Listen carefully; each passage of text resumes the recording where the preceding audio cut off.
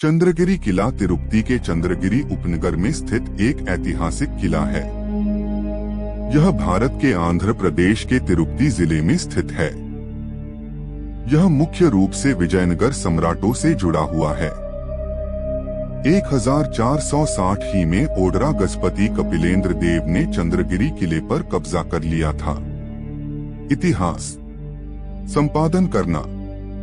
चंद्रगिरी लगभग 3 शताब्दियों तक विजयनगर साम्राज्य के शासन में था और 1367 में विजयनगर शासकों के नियंत्रण में आया। यह 1560 के दशक में सलुवा नरसिंह देव राय के शासनकाल के दौरान प्रमुखता में आया। बाद में सबसे प्रसिद्ध विजयनगर सम्राट श्री कृष्ण देव राय को पेनुकोंडा में उनके राज्याभिषेक तक इस किले में एक राजकुमार के रूप में रखा गया था। यह भी कहा जाता है कि उन्होंने इस किले में अपनी भावी रानी चिन्ना देवी से मुलाकात की थी। चंद्रगिरी विजयनगर साम्राज्य की चौथी राजधानी थी। जब गोलकुंडा के सुल्तानों ने पेनुकोंडा पर हमला किया तो राया ने अपनी राजधानी यहां स्थानांतरित कर दी। 1646 में किले को गोलकुंडा क्षेत्र में मिला लिया गया और बाद में यह मैसूर साम्राज्य के शासन में आ गया। यह 1792 के बाद से गुमनामी में चला गया। 2 राजा महल पैलेस अब एक पुरातात्विक संग्रहालय है। मुकुट वाले टॉवर हिंदू स्थापत्य तत्वों का प्रतिनिधित्व करते हैं।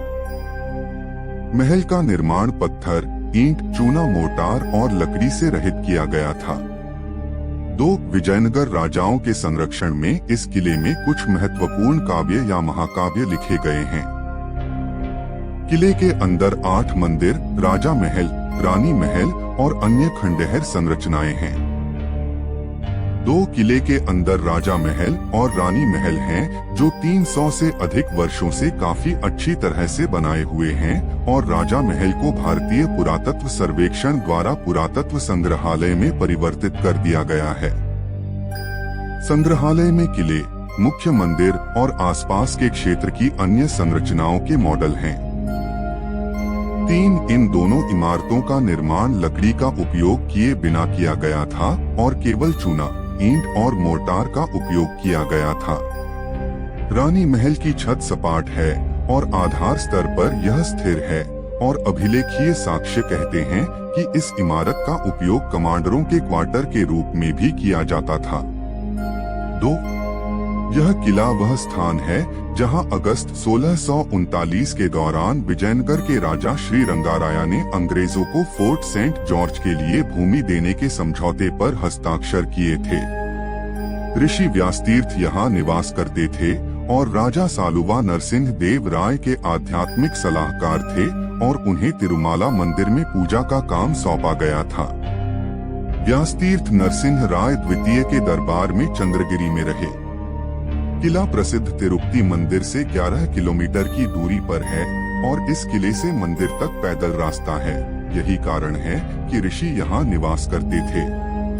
प्रसिद्ध श्रीवारी मेट्टू तिरुमाला वेंकटेश्वर मंदिर के लिए प्रसिद्ध पैदल पथों में से एक है, जो इस किले से शुरू होता है और इसका उपयोग मूल रूप से विजयनगर साम्राज्य के शाही परिवार द्वारा किया जाता था, जिसे वर्षों से जनता के लिए उपयोग करने की अनुमति है। अगर आपको यह वीडियो अच्छी लगी हो तो आप हमारे YouTube चैनल को लाइक, कमेंट, सब्सक्राइब जरूर करें। धन्यवाद।